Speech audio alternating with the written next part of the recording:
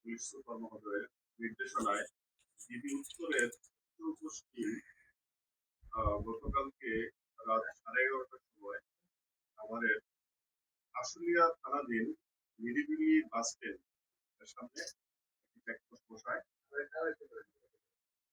সাভারের নিরিবিলি bus stand, নিরিবিলি একটা হোটেল আছে, হোটেলের সামনে এটা হচ্ছে আপনার সিটি সৌদি থেকে ধামরাইয়ের যে রোডটা আছে এই রোডে আমাদের ভিত্তিতে আমাদের আমরা আমাদের গোয়েন্দা তথ্য এবং প্রযুক্তির মাধ্যমে আমরা আমাদের টার্গেটকে পেয়ে সিগন্যাল দিলে তারপরে আমাদের একটা প্রাইভেট কার আমরা পাই। প্রাইভেট কারটি চেক করার পরে আমরা প্রাইভেট কারে 42 কেজি গাঁজা পাই এবং 2 জন ম্যান পাই।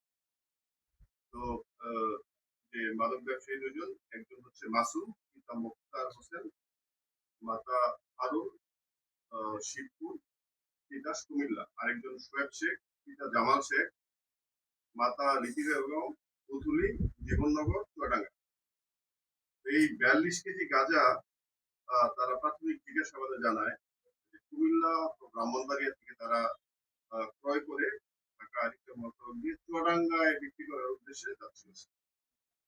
তাদের নিকট থেকে সর্বমোট 42 কেজি গাঁজা পাওয়া যায়, যেটার আনুমানিক বাজার মূল্য 12,60,000 টাকা এবং একটি সাদা রঙের প্রাইভেট কার যার নাম্বার ঢাকা সিরিয়ালের 5498 জব্দ করা হয়। বর্ণিত যে আসামি আছে যারা যে 2 জন আমরা গ্রেফতার করেছি তার মধ্যে একজনের নামে একটি ছিনতাই মামলা আছে।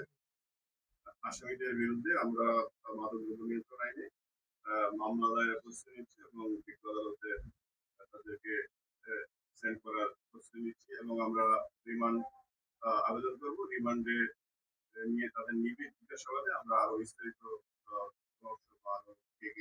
জড়িত দেখা যাচ্ছে সব বিষয় আরো জানতে পারবো।